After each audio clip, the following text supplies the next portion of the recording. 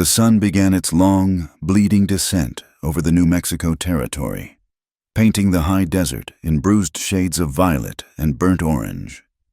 Here, near the winding banks of the Rio Bravo, the earth did not simply exist, it pulsed.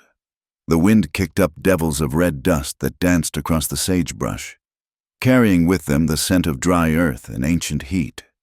It was the year 1883, a time when the world was balanced precariously on the edge of a knife, somewhere between the dying lawlessness of the old frontier and the encroaching iron grip of civilization.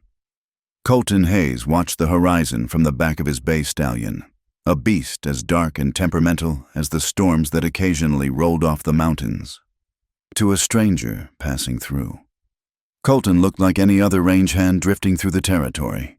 His hat was battered, stained with the salt of old sweat and the grease of many campfires. His duster was worn at the hems, and his hands were calloused, the skin rough enough to strike a match on. He smelled of horsehair, tobacco, and the pine woods that bordered the northern edge of his property.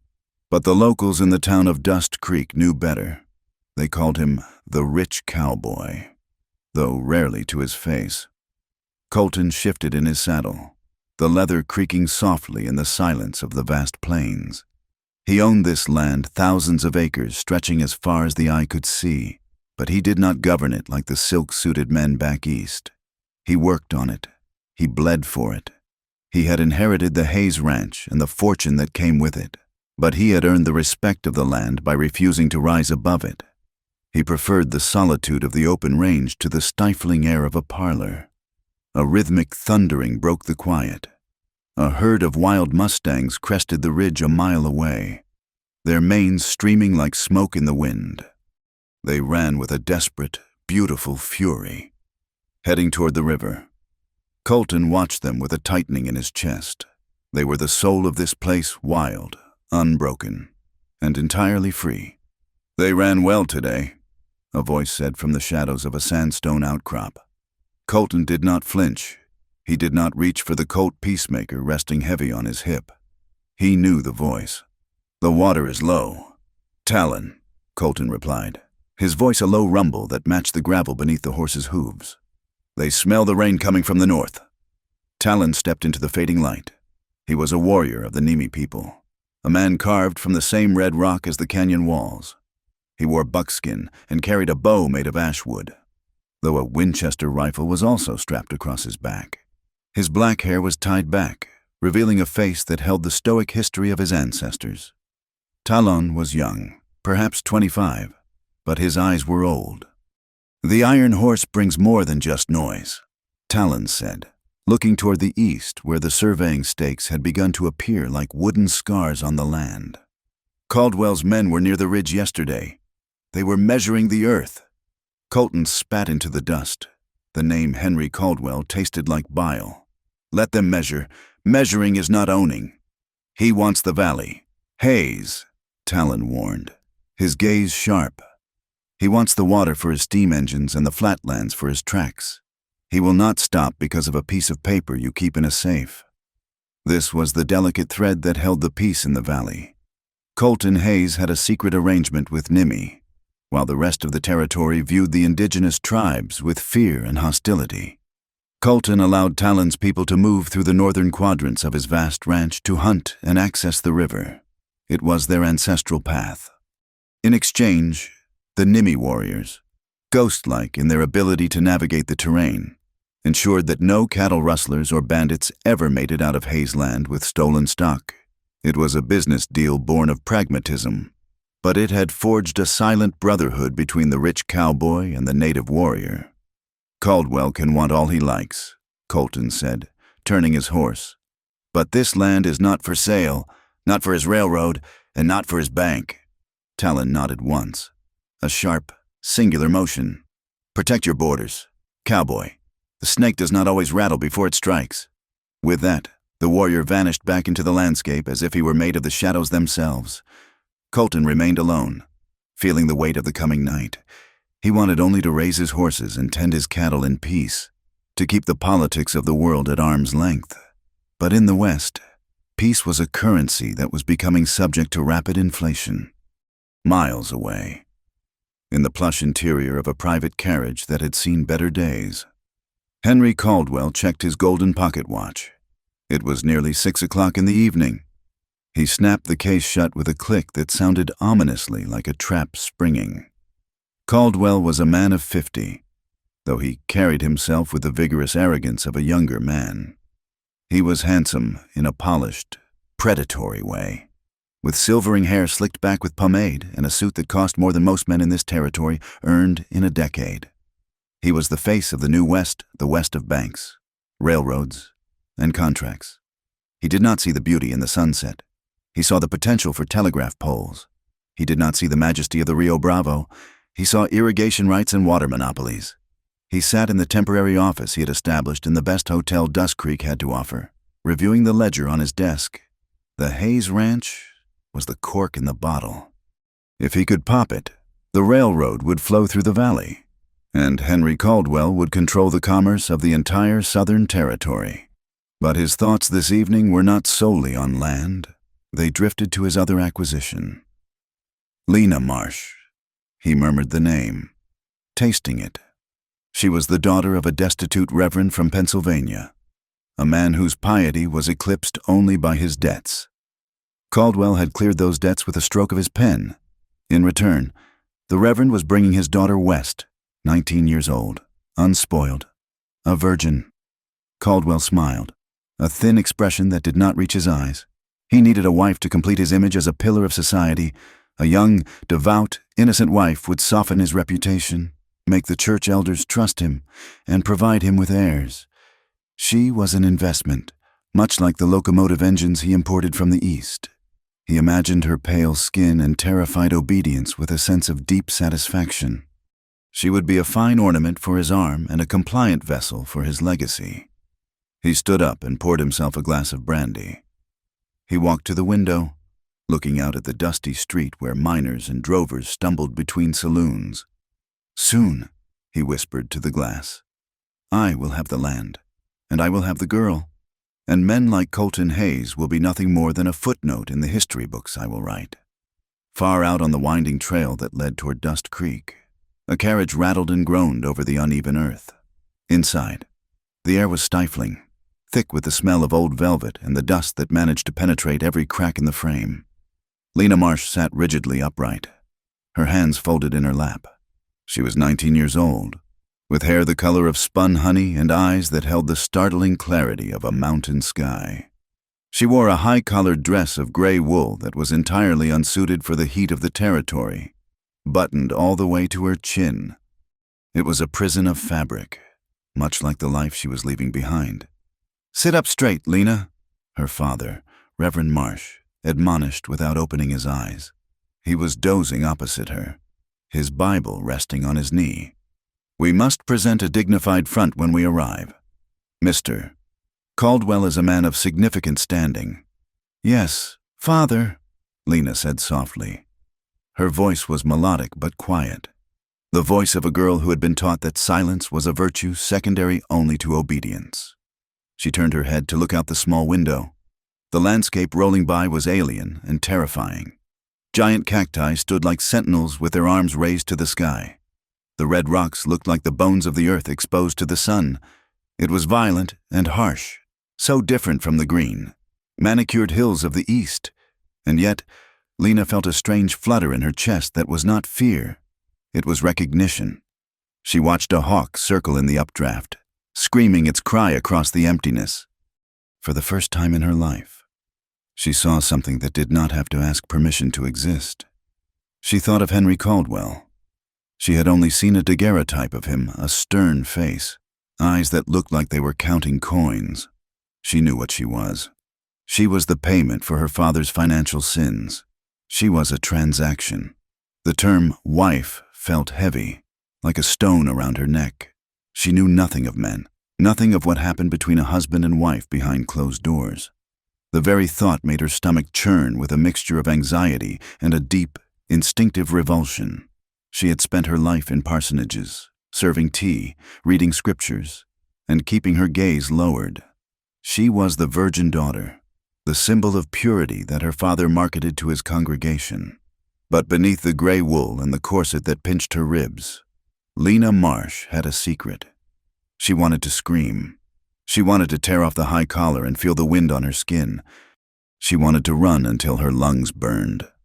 Looking at the savage beauty of the New Mexico territory, she felt a dangerous hope igniting. Here, the rules of the parlor seemed small and insignificant.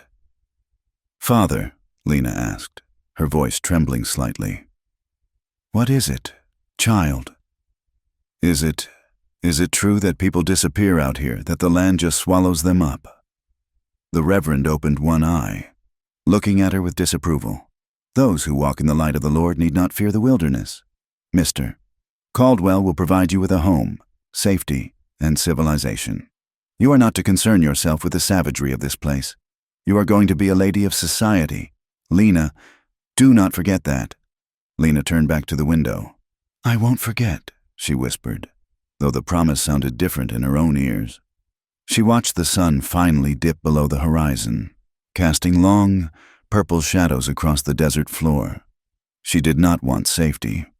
She realized, with a jolt that nearly stopped her heart, that she did not want to be a lady of society if it meant being a bird in a gilded cage. She wanted to know what it felt like to fly like that hawk. The town of Dust Creek was divided, split down the middle like a piece of firewood struck by an axe. In the saloon of the Golden Steer, the tension hung as thick as the cigar smoke. "I heard Caldwell is bringing in hired guns," a miner muttered, nursing a warm beer. "Says he needs to protect the railroad surveyors from the savages." "Savages," a ranch hand scoffed. He worked for a small outfit near the Hayes property. "The Nemi haven't raided a homestead in 2 years. It's Hayes keeping the peace. If Caldwell pushes the tribes out, it's going to be a war." "Caldwell's got the law in his pocket," another man argued. "Sheriff Miller doesn't sneeze unless Caldwell offers him a handkerchief. If they want Hayes's land, they'll take it. They'll use the law, and if the law doesn't work, they'll use lead." "Colton Hayes ain't a man to roll over," the ranch hand replied darkly. "He's got money, same as Caldwell. But he's got something Caldwell doesn't. He knows how to shoot." The rumors swirled like dust devils. There was talk that Caldwell was pressuring the smaller ranchers to sell out for pennies on the dollar, threatening to cut off their water rights if they refused. He was strangling the valley, tightening his grip slowly. The only obstacle remaining was the massive expanse of the Hayes Ranch, which sat squarely in the path of the proposed rail line through the canyon. And now, there was a new rumor: the arrival of the preacher's daughter, a virgin bride for the old banker. The bartender laughed, wiping down the mahogany counter. "Poor girl. She doesn't know she's walking into a nest of vipers." Outside the saloon, the night air was cooling rapidly. The stars began to emerge, millions of them, piercing the black velvet of the sky with a brilliance that city folk could never comprehend. Colton Hayes sat on his porch, miles away from the town's gossip. He had a glass of whiskey in his hand, amber liquid catching the firelight. He looked out over his land. He could hear the lowing of cattle in the distance and the call of a coyote. He was 30 years old, and he had spent the last decade building walls around himself. He had money. Yes, he could buy anything he wanted in Santa Fe or even St. Louis. But he chose to stay here, in the dust and the wind. He told himself it was because he loved the land, and that was true. But deep down, in the places he didn't like to examine, there was a hollow ache. It was the loneliness of a king on an empty throne. He had women, occasionally saloon girls who liked his coin or widows who liked his stability, but he had never known anyone who saw him. They saw the rich cowboy. They saw the Hayes fortune. They didn't see the man who sat up all night with a sick foal, or the man who read poetry by the light of a kerosene lamp when the winter storms blew in. He took a sip of the whiskey. It burned, a familiar comfort. He did not know that a carriage was inching closer to his destiny. He did not know that a girl with honey-colored hair was looking out at the same stars, praying for a way out of her life. In the darkness of the Nemi encampment, hidden in the folding canyons to the north, Talon sat by a small fire. He was sharpening an arrowhead, the stone scraping rhythmically against his tool. He was thinking of the white man, Caldwell.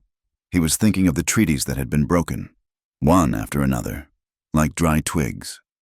Talon's goal was simple survival, the survival of his people, the survival of the bones of his ancestors buried in this earth. He respected Colton Hayes because Hayes understood that a man was only as good as his word. But Caldwell was a man of paper words, and paper burned easily. Talon looked up at the moon. He felt a shift in the wind. A storm was coming. Though there were no clouds in the sky, it was a storm of human making, driven by greed and desire.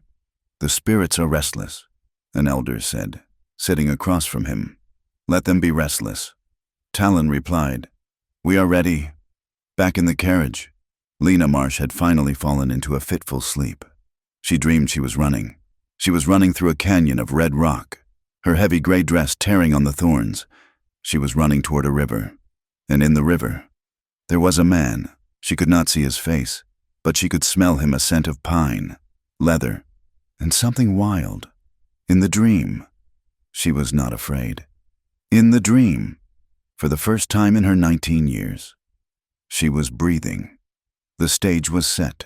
The players were moving into position across the vast chessboard of the New Mexico territory. The banker who wanted to own the world. The cowboy who wanted to be left alone.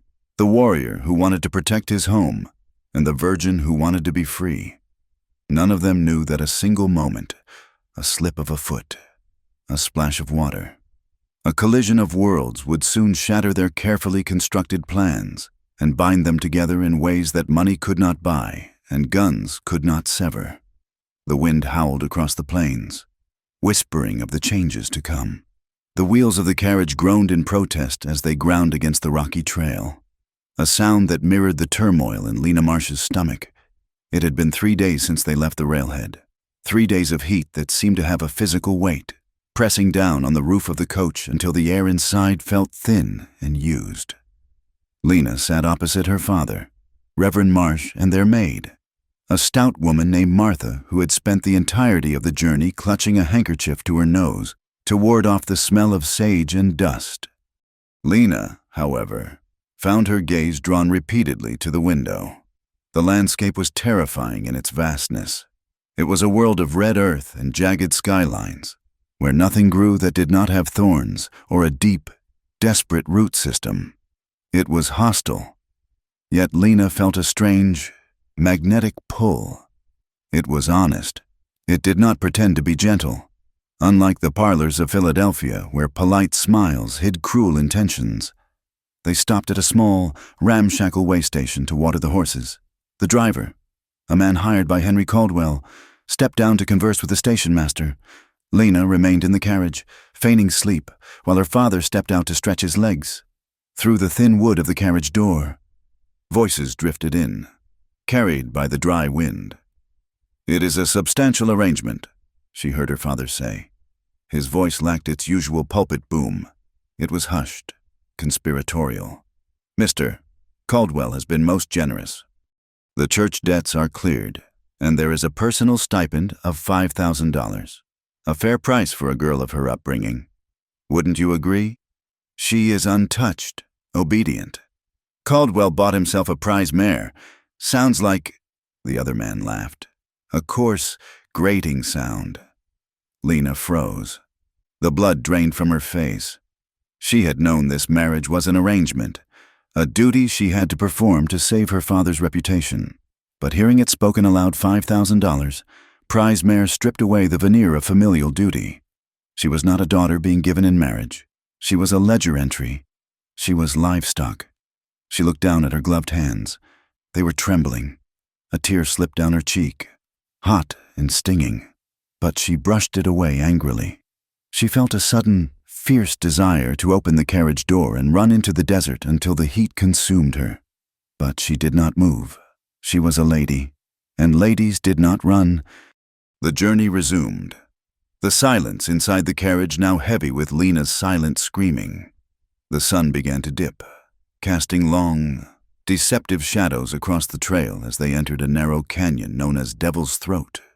The rock walls rose high on either side, blocking out the light. turning the air cool and ominous. Suddenly, a gunshot cracked through the canyon, echoing like a thunderclap. The carriage lurched violently as the horses screamed in panic. Martha shrieked, throwing her hands over her head. "Stay down," the Reverend shouted, though his own face was pale with terror. The carriage ground to a halt, tilting dangerously to the left. Rough voices shouted outside, "Throw down the box! The papers, give us the papers!" The door was wrenched open. A man with a bandana over his face and eyes hard as flint grabbed the Reverend by his collar, hauling him out into the dust. Lena gasped, instinctively reaching for her father, but another hand grabbed her wrist. "Well now, look what we have here," a bandit sneered. Pulling Lena from the carriage, she stumbled, her boots skidding on the loose gravel. The man smelled of stale sweat and chewing tobacco. He yanked her close, his grip bruising her arm. Caldwell didn't mention the bonus. "Let her go," the Reverend pleaded from where he had been thrown to the ground, but a boot to the ribs silenced him. "We want the land surveys. Old man," the leader of the bandits growled, leveling a pistol at the Reverend. "The ones Caldwell told you to bring, the maps of the valley?"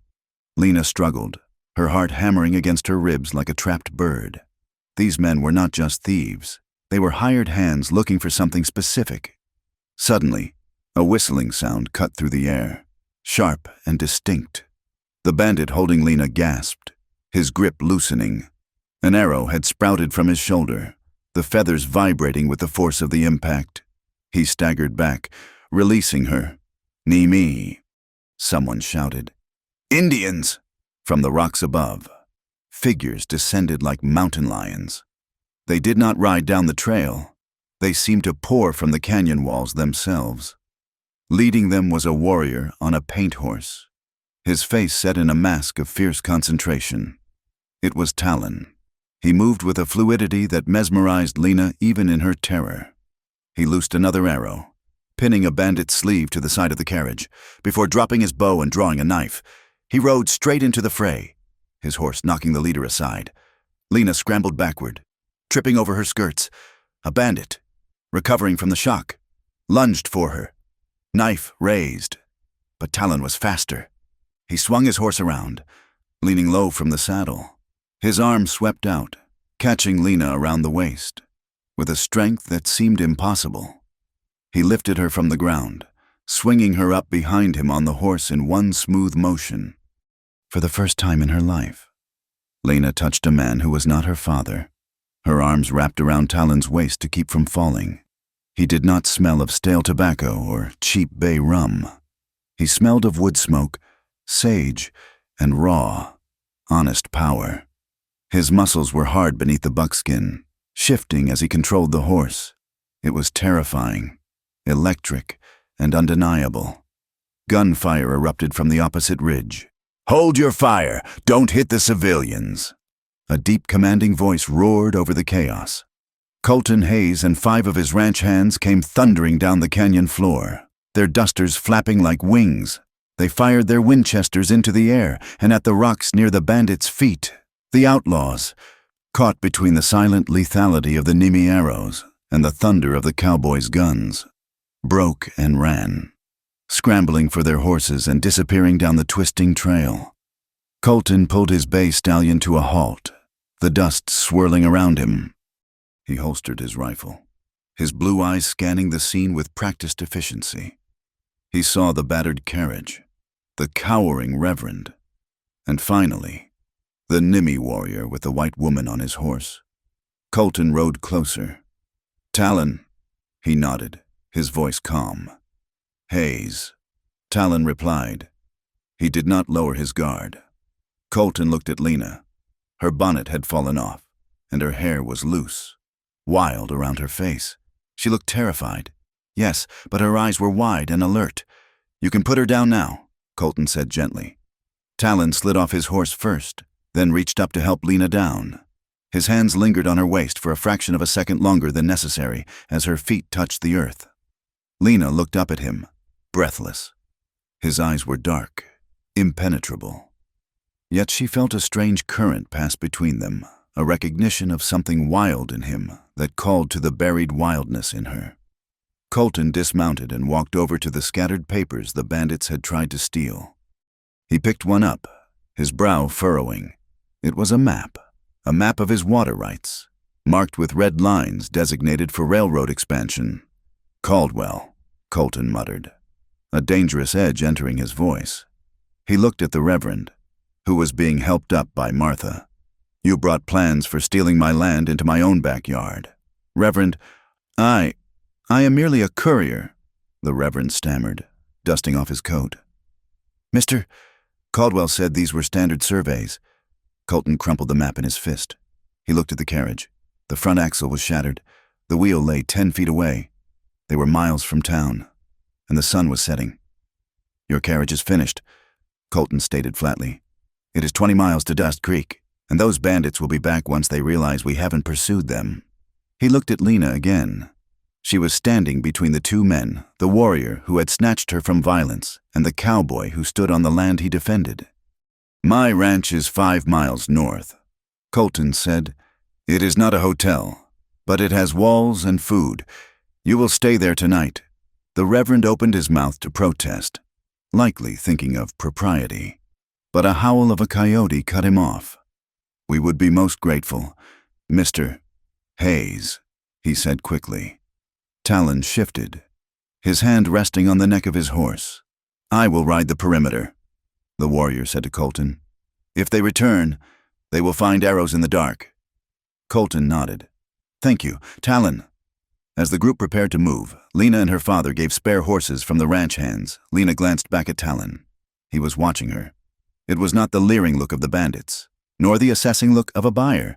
It was a look of curiosity, as if he had found a rare flower growing in a rock slide.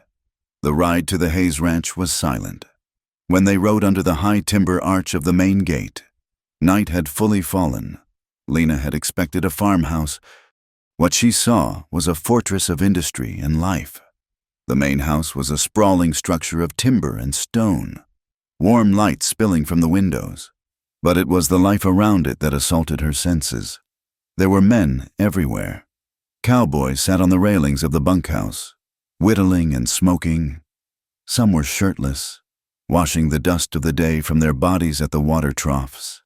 The air smelled of roasting beef, strong coffee, manure, and the sharp tang of whiskey. It was a masculine world, raw and unfiltered. A man walked by carrying a saddle, his shirt unbuttoned, revealing a chest matted with hair and sweat. He tipped his hat to her, grinning, his teeth white in a face coated with trail dust. Evening, ma'am. Lena felt her face heat up. In Philadelphia, men wore suits and manners. Here, they were bodies and labor. It was shocking, it was scandalous, and it made her heart race in a way that frightened her. Colton dismounted and walked over to her, offering a hand to help her down. His palm was rough, warm, and calloused. Welcome to Double H, Miss Marsh, he said. His voice was deep, vibrating in the evening air. It isn't much for comfort, but it is safe. It is very different, Lena managed to say, her voice barely a whisper. Different is just another word for real out here. Colton replied. He turned to his foreman.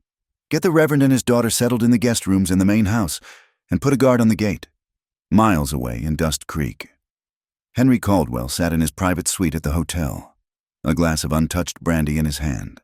A man stood before him, hat in hand, looking nervous. You failed, Caldwell said softly. The quietness of his voice was far more terrifying than a shout. It wasn't just the preacher. Mr. Caldwell, the man stammered. It was Nimmy, that devil Talon. And then Hayes showed up with his crew. We were outgunned. Caldwell's grip on the glass tightened until his knuckles turned white. And the girl, she's with Hayes. They took her back to the ranch. Caldwell threw the glass into the fireplace. It shattered with a violent crash, the alcohol flaring up in a brief blue flame. Colton Hayes, he hissed. He takes my land. He protects the savages. And now he has my bride. He paced the room, his mind working like the gears of a steam engine. Start the rumor, he commanded, turning back to the hired gun. Tell the town that the convoy was attacked by Indians. Tell them the girl is missing. presumed dead or worse taken captive. We will paint Hayes as a collaborator. If he is hiding her, he is keeping a white woman from her lawful husband. The town will demand blood." "Yes, sir," the man said, backing out of the room. Caldwell stared into the fire. He had lost the papers, which was a complication. Hayes now knew exactly where the railroad was planning to cut, but Caldwell smiled grimly. He would turn this to his advantage. He would turn the morality of the town against the cowboy. He would make Colton Hayes a pariah. At the Hayes Ranch, the moon was high and full, casting a silver sheen over the courtyard. Lena lay in the guest bed, the sheets smelling of lavender and sunshine, a stark contrast to the rugged world outside. She could not sleep.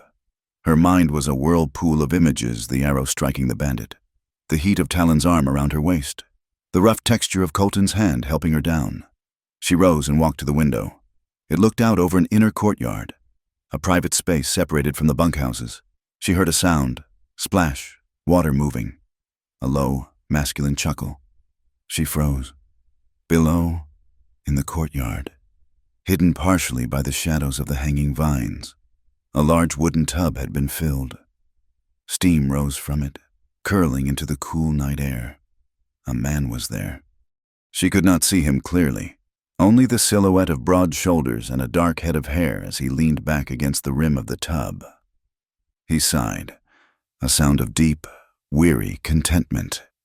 One arm rested on the edge of the tub, the muscles defined even in the moonlight. It was Colton. He was speaking to himself, or perhaps to a horse that had wandered near the fence. His voice a low murmur that drifted up to her window. He laughed again, soft and rich. Lena stepped back from the window, her heart pounding against her ribs like a hammer. She should look away. She should close the curtains and pray for forgiveness for her wandering eyes. She was a lady, a virgin, betrothed to a banker, but she did not close the curtains. She stood there in the dark, listening to the sound of the water, the sound of a man washing away the dust of a day spent fighting for his land. For the first time, the price of $5,000 felt like a distant, absurd concept. Value, she was beginning to realize, was not in paper or gold. It was in the strength of an arm that pulled you from danger, and the peace of a man laughing in the dark. She returned to bed, but sleep was a long time coming. The sound of the water haunted her, promising secrets she was both terrified and desperate to learn. The inciting incident had passed. The key had turned in the lock. The door to the cage was open, and Lena Marsh was standing on the threshold. The first week at the Hayes Ranch passed in a blur of dust, heat, and a profound, disorienting sense of awakening. For Lena Marsh, who had spent her entire life in the gray, stifling parlors of the East, the Double H was an assault on the senses. It smelled of sagebrush and horse sweat, of roasting beef and strong coffee. It was a world where men did not speak in riddles, but in commands, and where the horizon seemed to stretch out forever, mocking the very idea of fences. Lena had been given a room in the main house, a simple space with whitewashed walls and a quilt on the bed that smelled of lavender. Her father, Reverend Marsh, spent his days in the library, nursing a glass of sherry and complaining about the heathen atmosphere. But Lena found herself drawn to the windows, and then, inevitably, to the door. She tried to be useful.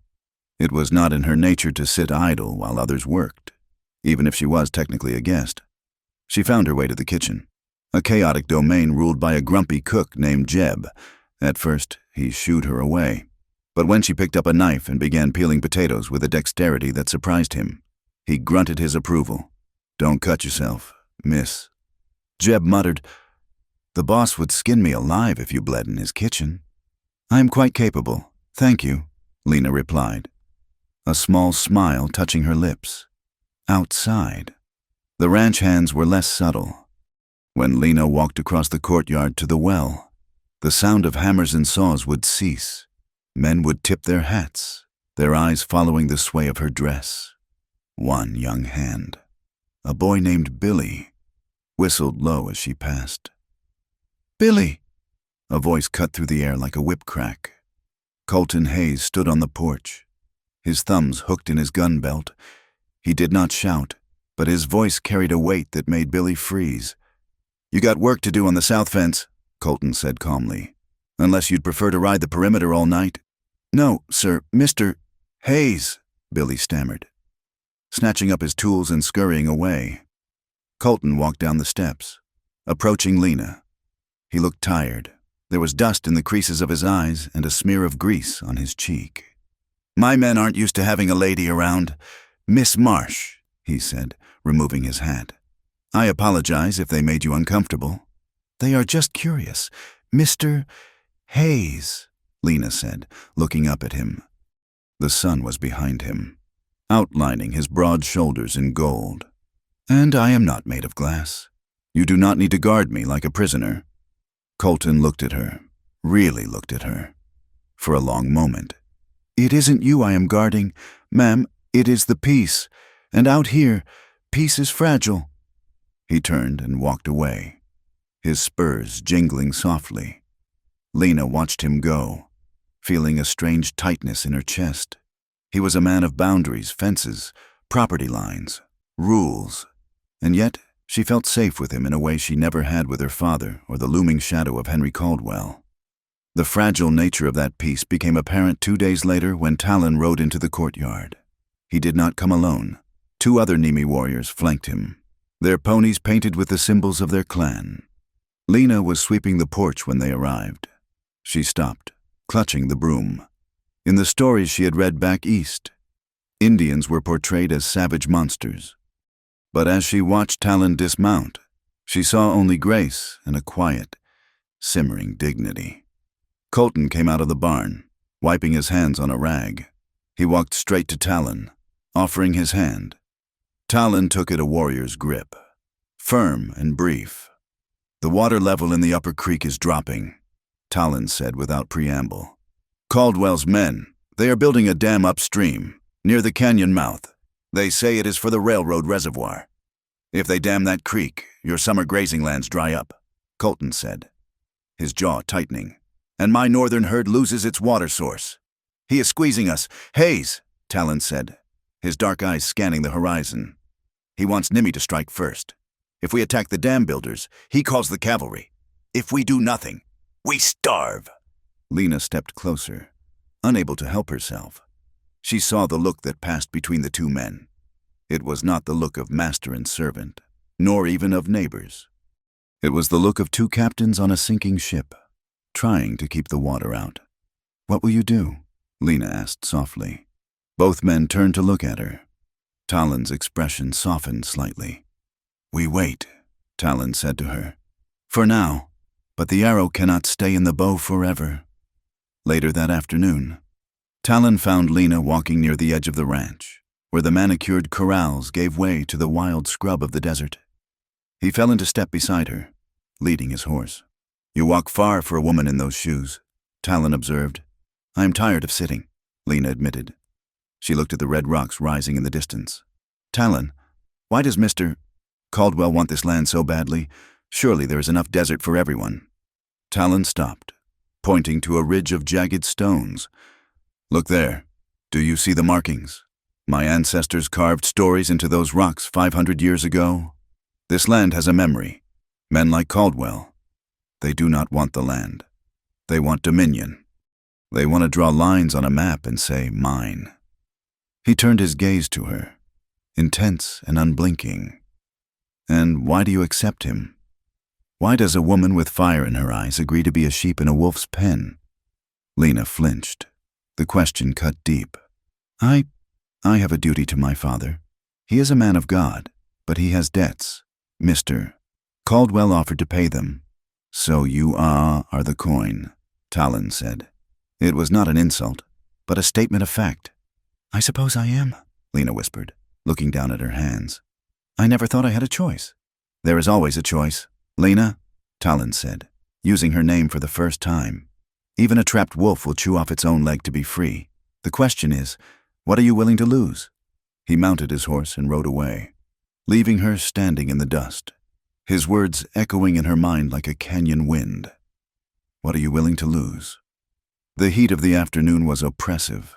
The air hung heavy and still, shimmering off the ground in waves. Lena felt sticky and suffocated in her high-collared dress. Martha, her maid, fanned herself vigorously on the porch. "Miss Lena," Martha gasped, "I just checked the back courtyard. The men are all out on the range, and that big wooden tub is sitting there empty. I asked the cook to fill it for you. You should wash this dust off before supper. It will be hours before anyone returns." The promise of cool water was too tempting to resist. Lena rushed to her room, grabbed a bar of soap, a simple block she had bought from a local woman, smelling of crushed wildflowers and honey, and a fresh change of clothes. The bathing area was a secluded corner of the inner courtyard, screened off by heavy canvas sheets hung between posts to ensure privacy. The large wooden tub sat in the center, steam rising gently from the surface. It looked like heaven.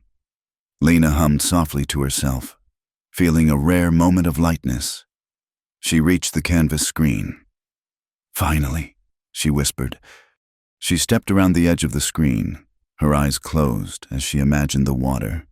But in her haste, she did not see the small wooden bucket of soft soap that had been left near the entrance. Her boot caught the bucket. Lena gasped as she lost her balance. She flailed, her hand grabbing the canvas screen for support, but the fabric tore loose from its top hook. She stumbled forward, her feet sliding on the slick stones where water had splashed over. "Oh!" She pitched forward, unable to stop her momentum, and fell straight toward the tub. She expected to hit the water and perhaps bruise her pride. She did not expect the tub to be occupied. There was a tremendous splash as Lena crashed into the water, her gray dress billowing around her instantly.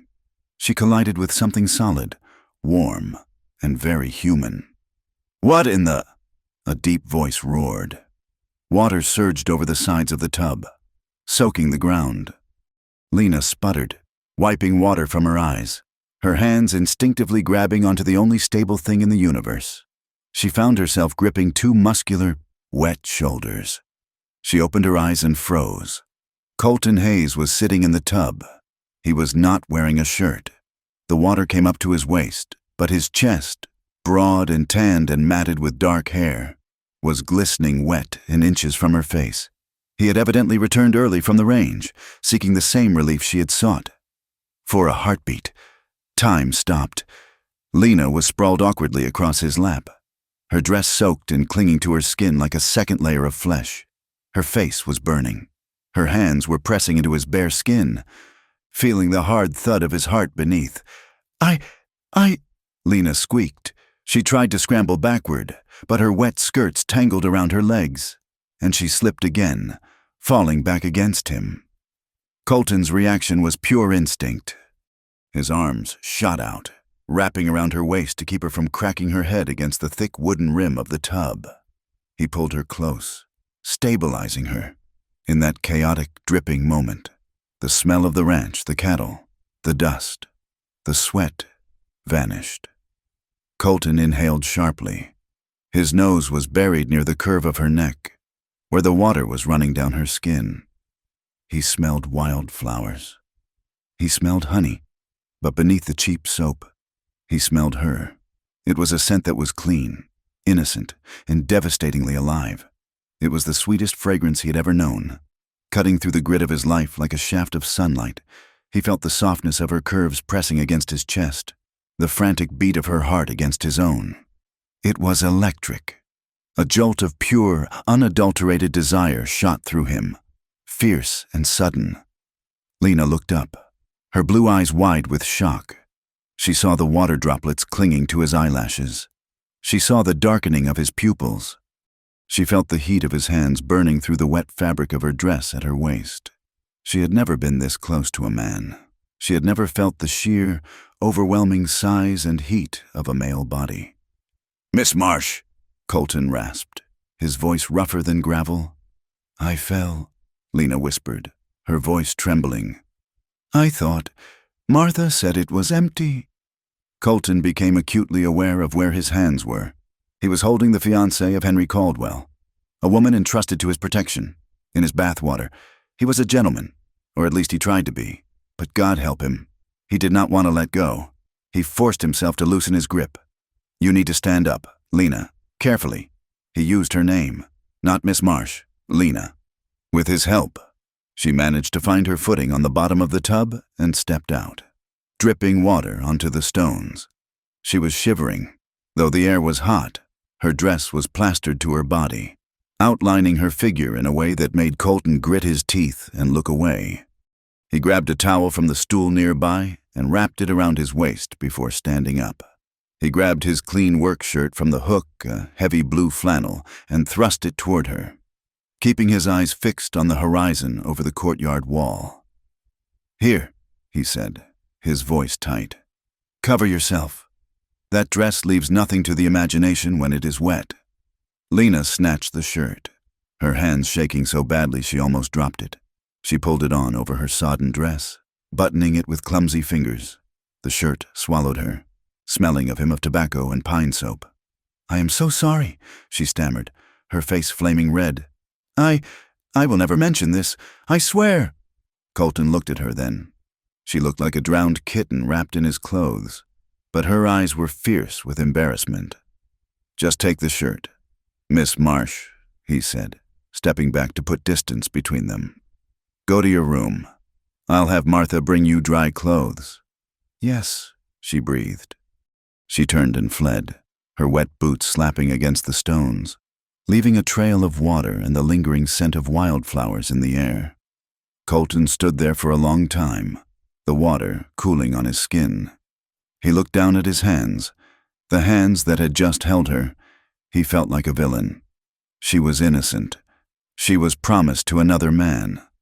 But as he closed his eyes, he could still feel the weight of her against him, and the terrifying realization hit him. He did not care about the other man. He wanted her, and that want was dangerous. That night, Lena sat on the edge of her bed. The blue flannel shirt lay folded on her lap. She ran her fingers over the rough fabric. She felt guilty. She felt sinful. She had touched him. She had felt the hard muscles of his chest and the strength of his arms. According to everything her father had taught her, she should be on her knees praying for forgiveness. But she wasn't praying. Her heart was still racing, pounding a rhythm that felt like a drumbeat of war. Thump, thump, thump, thump. She lifted the shirt to her face and inhaled. It smelled of safety. It smelled of a man who worked the earth. For the first time in her life, Lena did not feel like a porcelain doll on a shelf. She felt flesh and blood. She felt a hunger that had nothing to do with food. In the bunkhouse across the yard, Colton lay on his cot, staring at the ceiling. The other men were snoring, but sleep eluded him. Every time he closed his eyes, he saw her blue eyes wide with shock, and he smelled that damned wildflower soap. "You're a fool. Hayes," he whispered to the dark. "She's in trouble." But he knew he was lying to himself. She wasn't in trouble. She was the only thing that had made sense in years. 30 miles away, in the dusty streets of Dust Creek, Henry Caldwell was busy weaving a web. He stood in the center of the saloon, surrounded by a group of grim-faced citizens and miners. He looked every bit the grieving fiancé. "I have received word," Caldwell said, his voice trembling with feigned emotion. "My scouts have returned. They say Miss Marsh is being held at the Hayes Ranch." A murmur went through the crowd. "Held?" someone asked. "You mean she's a prisoner?" "I fear it is worse," Caldwell said, lowering his eyes. "They say she is being kept against her virtue. Hayes and those savages he consorts with, they have taken a woman of God and are subjecting her to unspeakable indignities." The crowd grew angry. This was an affront to decency. A white woman, a preacher's daughter, held by a man who ran with Indians. "We have to get her back," a miner shouted.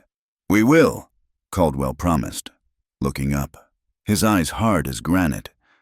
"But we must do it legally. I have sent a telegram to the territorial governor, and I have sent word to the Army outpost at Fort Union. If Hayes thinks he can steal my bride and mock our laws, he will find that the United States Army disagrees." He turned away to hide his smile. The seed was planted. It wasn't just a land dispute anymore. Now, it was a crusade. Back at the ranch, the sun had set, leaving the sky a bruised purple. Colton sat on the porch, whittling a piece of cedar, trying to calm his nerves. The sound of galloping hooves broke the evening silence. Talon's horse cleared the gate, its sides heaving with foam. The warrior slid from the saddle before the beast had fully stopped. He ran to the porch, his usual stoicism replaced by urgency. Colton stood up, the knife dropping from his hand. "What is it?" Lena, hearing the commotion, stepped out onto the porch, still wearing a shawl over her drying dress. Talon looked at Colton, then at Lena. "The soldiers are coming," Talon said, his voice breathless. "I saw the dust cloud from the ridge, a patrol from Fort Union, and Caldwell is with them." "On what grounds?" Colton demanded. "This is private land." "Not for land," Talon said, looking directly at Lena. "Caldwell has told the commander that you kidnapped the white woman. He told them that you and Nimmy are holding her hostage. He is coming to rescue her. Hayes, and he is bringing a cannon." The words hung in the air like the smoke from a rifle. The personal and the political had crashed together. Colton looked at Lena. The memory of the bath was gone, replaced by the cold reality of survival. "Go inside," Colton ordered, his voice turning to steel. "Get your father. Pack only what you can carry." "Why?" Lena asked, her voice trembling. "Because," Colton said, reaching for his rifle leaning against the wall, "Henry Caldwell didn't come to talk. He came to burn us out." The days following the incident at the bathhouse stretched out like taut wire, humming with a vibration that everyone on the Double H Ranch could feel, even if they could not name it. Colton Hayes and Lena Marsh danced a strange, silent waltz of avoidance. When he entered the kitchen for his morning coffee, she would be just leaving to tend to the chickens. When she sat on the porch in the evening to catch the breeze, he would suddenly find urgent work in the stables. Yet the ranch was an island in a sea of sagebrush, and total separation was impossible. It was in the small, accidental moments that the air became thin. One morning, Lena was carrying a heavy bucket of water from the well. The handle bit into her soft palms, and she stumbled over a root. Colton was there before she could fall, his hand shooting out to grip her elbow. "Careful," he murmured. His grip was firm, his fingers pressing into the sleeve of her dress. For a second, neither moved. Lena looked up, her breath hitching in her throat.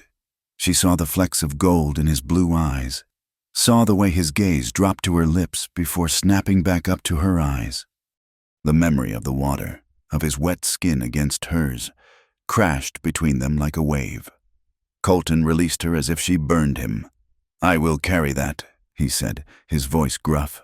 He took the bucket and marched toward the house without looking back, leaving Lena standing in the dust, her heart hammering a frantic rhythm against her ribs. But Lena Marsh was done with stumbling. The shock of the bath and the realization of her own fragility had ignited a spark of defiance in her. She was tired of being the china doll waiting to be broken. She began to spend her days in the kitchen with Jeb, the old cook. At first, she only watched, but soon she was kneading dough, her hands coated in flour, sweat beading on her forehead.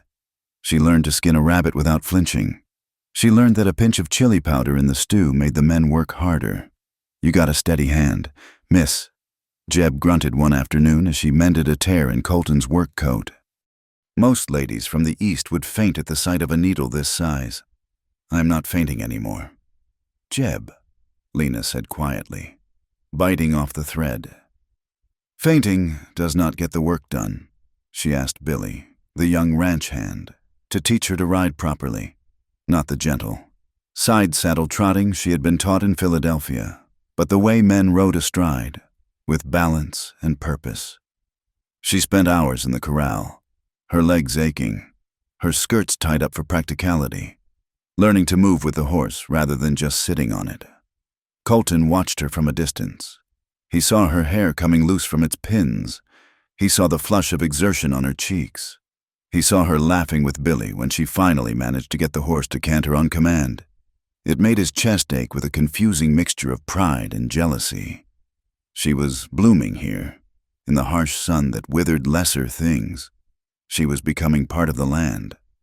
But while Lena was finding her strength, Henry Caldwell was poisoning the well of public opinion in Dust Creek. The banker sat in the finest booth at the Golden Steer Saloon, buying rounds of whiskey for every man with a thirsty throat and a loose tongue.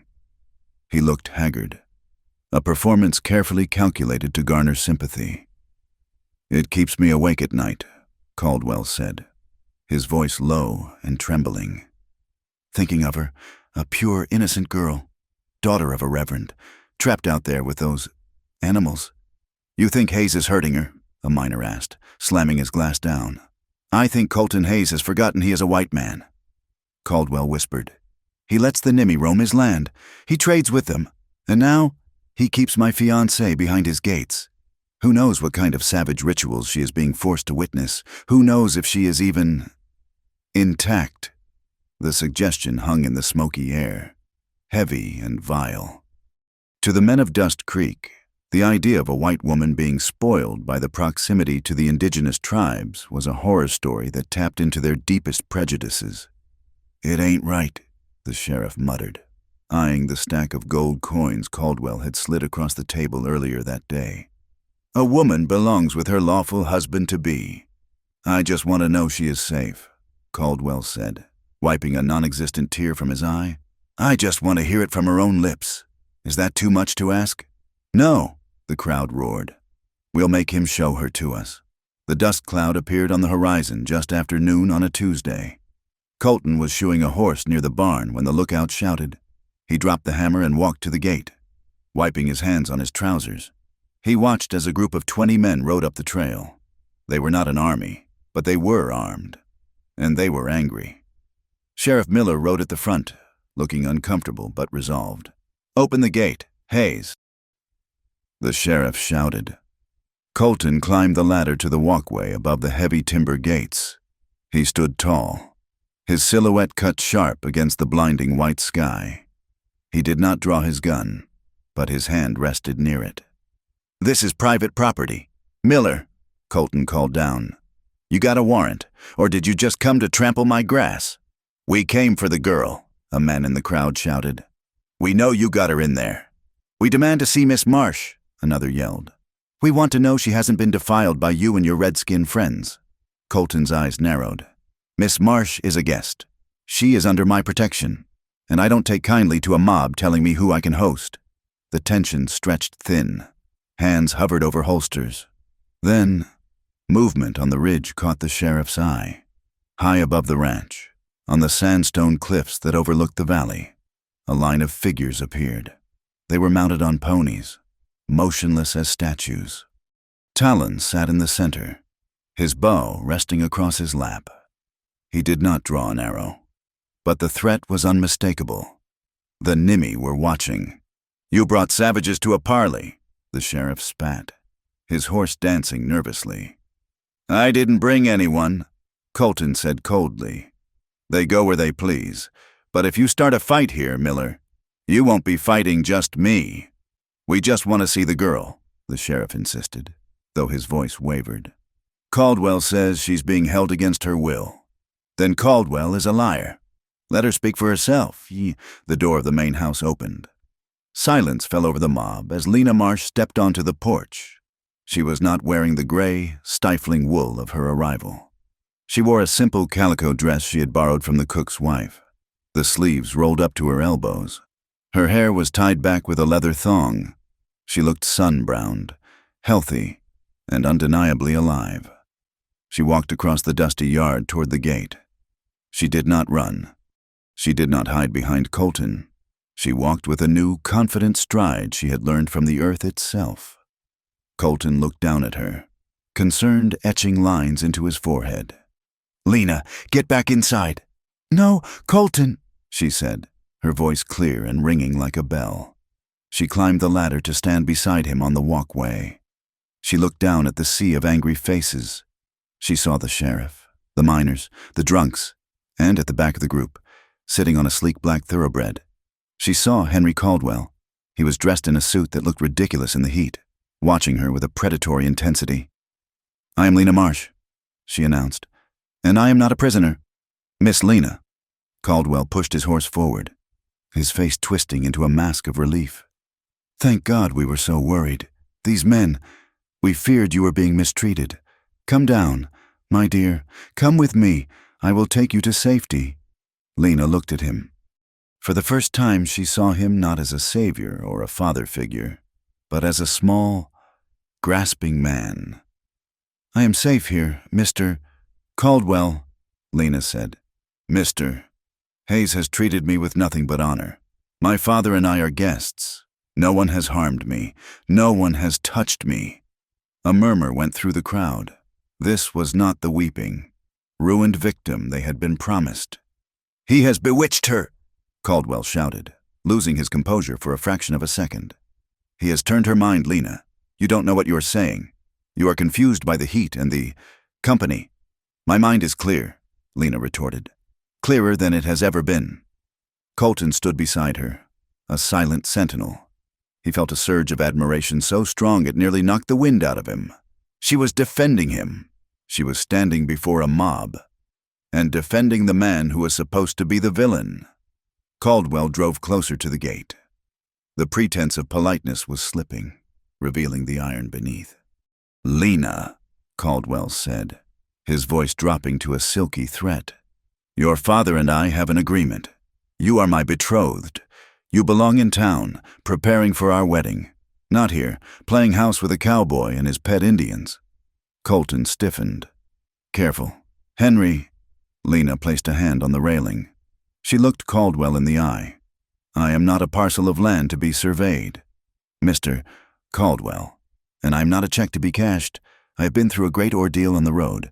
I need time to recover. I need time to think. Think about what? Caldwell snapped. About whether I wish to marry a man who sends a mob to my doorstep instead of coming himself. Lena said. The crowd went silent. Even the drunkest miner could feel the sting of that rebuke. It was a public humiliation. A 19-year-old girl had just dressed down the most powerful man in the territory. Caldwell's face turned a mottled shade of red. He looked up at Colton, his eyes burning with hatred. You think you have won, Hayes, Caldwell hissed. But you haven't. You are harboring a woman who is legally promised to me, and you are sitting on land that progress demands. Enjoy your little victory today, but winter is coming. He wheeled his horse around violently. Let's go, he barked at the men. She is clearly deluded. We will let the law sort this out. The mob dispersed, grumbling, the wind taken out of their sails. They had come for a rescue. They had found a woman who didn't want saving. As the dust settled, Lena slumped slightly against the railing. Her knees were shaking. Colton turned to her. He didn't say a word. He simply reached out and took her hand. This time, he didn't pull away. He squeezed it, a solid, grounding pressure. You did good, Lena, he said softly. Real good. I was terrified, she whispered. Couldn't tell. Colton smiled, a rare, genuine expression that transformed his rugged face. You looked like a queen. Up on the ridge, Talon watched the scene unfold. He saw the white men leave. He saw the way the rich cowboy looked at the girl. He saw the fire in the girl's spirit.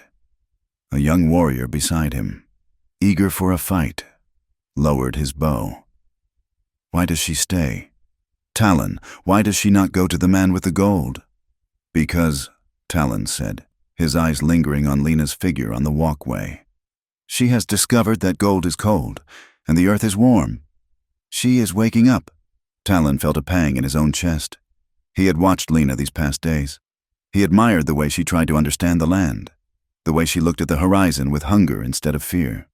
There was a pull there, a connection, but he saw the line that connected her to Colton Hayes. It was a line made of shared danger and unspoken desire. Talon respected that line. He respected Colton, but he knew, with the certainty of a man who watched the weather, that the girl was the center of the storm. That evening, the air at the ranch was lighter, but the shadows were longer. Lena was sitting on the porch, mending the shirt she had promised to fix. Colton sat nearby, cleaning his rifle. It was domestic, intimate in a way that was terrifying to both of them. He won't stop, Colton said, breaking the silence. Caldwell, he doesn't know how to lose. I know, Lena said. He treats people like assets. When an asset misbehaves, he liquidates it. Colton looked up. You aren't an asset. Lena, not here. I know, she said, meeting his gaze. That is why I stayed. The air between them crackled again, the sexy tension of the unsaid. If he leaned forward 3 feet, he could kiss her. If she reached out, she could touch the scar on his cheek. They both knew it. They both wanted it. And they both remained frozen, held back by honor and fear. Talon emerged from the darkness of the yard, silent as smoke. Colton stood up immediately. Talon. The warrior walked into the light of the lantern. His face was grave. He did not look at Lena, but his presence filled the porch. The mob was a distraction, Talon said. While Caldwell was shouting at your gate, his lawyers were in Santa Fe. What did they do? Colton asked, his grip tightening on the rifle barrel. I spoke to my scout who watches the telegraph lines. Talon said, Caldwell has signed a preliminary agreement with the military commander at Fort Union. It designates the railroad route as a strategic supply line for the territory. Colton swore softly. Strategic supply line. That means federal protection. It means more, Talon said, his voice hard. It means that any obstruction to the railroad is now considered an act of treason against the government, and it gives the Army the authority to remove hostile threats from the survey zone. The Nimi, Lena whispered, realizing the implication. Yes, Talon nodded to her. My people are in the survey zone. And your ranch, Hayes, is the obstruction. He has turned the Army into his private hit squad. He's declaring war, Colton said. He has already declared it, Talon replied. The storm is not coming, my friend. It is here. Talon looked at Lena then, his dark eyes intense. You chose a side today, girl. You stood on the wall, but words will not stop bullets. Are you ready for what comes next? Lena looked from Talon to Colton. She saw the worry in the cowboy's eyes, the stoic resolve in the warrior's face. She thought of the $5,000. She thought of the bidet in Philadelphia she would never use. She thought of the bathwater and the scent of pine. I am not going back, Lena said, her voice steady. I don't know how to shoot a gun very well, and I can barely stay on a horse at a gallop, but I am not going back to him. Colton looked at her, and for the first time, he allowed himself to hope that maybe, just maybe, he wouldn't have to fight this battle alone. Then we dig in, Colton said. If they want this land, they're going to have to pay for it in something other than paper. Thunder rumbled in the distance, a low growl from the mountains. The foreshadowing was heavy in the air. The legal battles were over. The time for guns was approaching. And in the middle of it all, a cowboy, a warrior, and a virgin prepared to hold the line against the inevitable march of the Iron Horse. The morning sky over the Hayes Ranch was not blue. It was a sickly, bruised yellow, the color of an old healing wound. The air was thick enough to taste, carrying the metallic tang of ozone and the dry, dusty scent of sagebrush that had been baked too long in the sun. Even the horses in the paddock were restless, tossing their heads and whinnying at the unseen pressure building on the horizon. Colton Hayes stood on his porch, his Winchester rifle resting easily in the crook of his arm. He watched the dust cloud approaching from the south. It was not a stampede of cattle this time. It was a cavalcade of men, riding with the stiff, self-righteous posture of those who believe they have the law in their pocket. Get inside, Lena, Colton said, his voice low. Lena Marsh stood by the doorframe. She was pale, but her chin was set at a stubborn angle. I am done hiding, Colton. This isn't about hiding, he replied, his eyes never leaving the approaching riders. It is about keeping you out of the line of fire. Before she could argue, the riders swept into the yard. There were 12 of them. Sheriff Miller was there, looking more haggard than usual, but at the front, riding a pristine white mare that looked out of place in the grit of the territory, was Henry Caldwell. Beside him rode a man in a black suit who clutched a leather satchel as if it contained holy scripture. Caldwell pulled his horse up, smiling a smile that did not reach his cold, calculating eyes. Good morning, Mr. Hayes, Caldwell called out. A bit windy for a standoff, wouldn't you say? State your business, Henry, Colton said, thumbing the hammer of his rifle. And keep your hands where I can see them. Caldwell signaled to the man in the suit. This is Mr. Thorne, my attorney. He has a document from the territorial judge in Santa Fe. It is a writ of custody. Thorne cleared his throat nervously and unfolded a stiff piece of parchment. It states, the lawyer squeaked, that Miss Lena Marsh has been declared mentally unstable and susceptible to undue influence due to the trauma of her journey. The court grants full guardianship to her betrothed, Mr. Henry Caldwell, effective immediately. She is to be removed from this premises for her own protection. Unstable, Lena stepped forward, her hands clenched into fists. I am standing right here. Henry, I am perfectly sane. See? Caldwell said with mock pity, turning to the sheriff. Hysteria. The poor girl doesn't even know her own mind. She has been seduced by the savage lifestyle. Caldwell's gaze hardened as he turned back to Colton. And there is more. The judge has also signed an order of confiscation for the Hayes Ranch. We have sworn testimony that you are harboring armed insurrectionists, the NIMI, who are threats to the Federal Railroad project. You are to vacate the land. Hayes, it is over. It is not over until I say it is, Colton growled. The sheriff shifted in his saddle. Now, Colton, don't make this ugly. We have the law. You have a piece of paper bought with railroad money. Colton spat. As the tension stretched to the breaking point, a low rumble echoed from the surrounding hills. It was not thunder. On the ridgelines overlooking the ranch, figures rose from the rocks. Talon stood on the highest peak, his silhouette stark against the yellow sky. Hundreds of NIMI warriors appeared beside him, their bows drawn, arrows nocked. They made no sound, but the threat was louder than a cannon blast. You brought an army, Henry, Colton said coldly. So did I.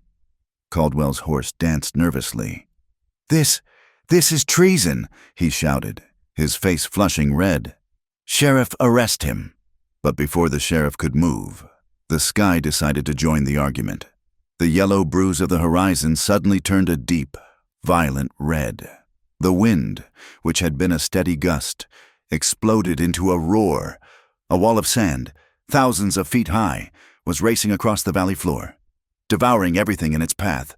Sandstorm, one of the deputies screamed. In seconds, the world disappeared. The sun was blotted out, replaced by a screaming twilight of red dust that stung the skin like needles and filled the eyes with grit. The horses panicked, rearing and bucking. The formation of Caldwell's men broke instantly as they fought to control their mounts. Get her! Caldwell's voice was barely audible over the wind. Grab her while they are blinded. In the chaos, a figure slipped off his horse near the edge of the yard. It was not the sheriff, but a hired gun named Silas, a man with a scar running down his cheek and no conscience to speak of.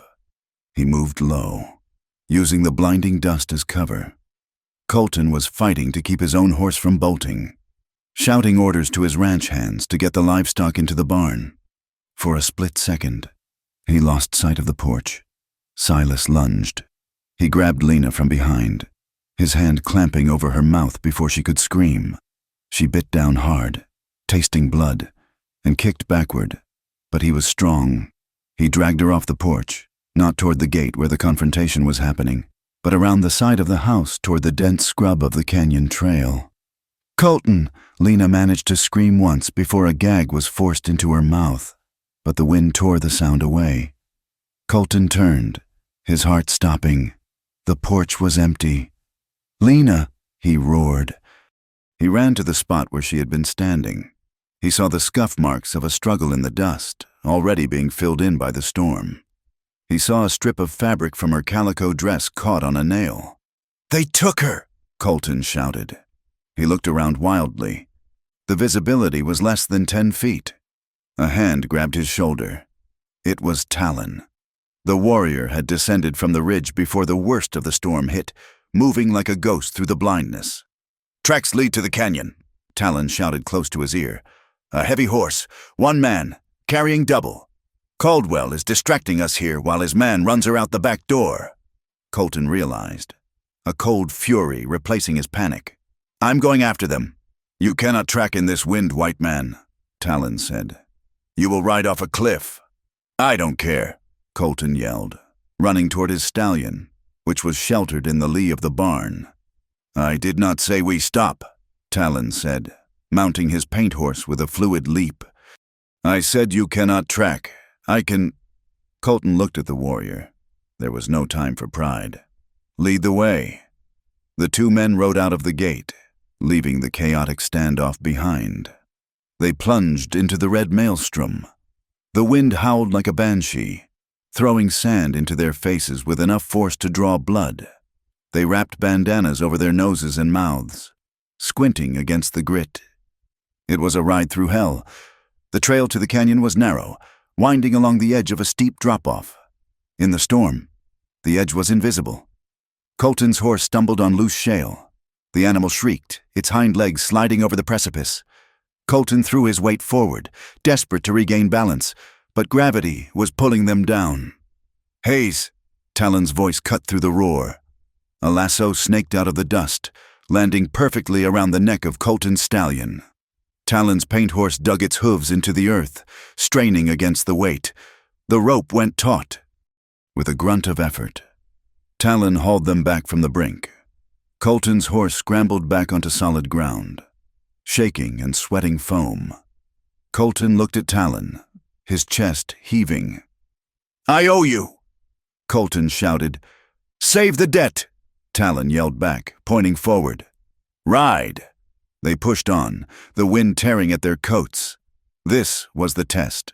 The cowboy who owned the land and the warrior who belonged to it, united by a single purpose. The storm did not care about their politics or their race. It only respected their will to survive. Finally, they reached the mouth of Dead Man's Canyon. The high walls blocked the worst of the wind, creating a pocket of relative calm.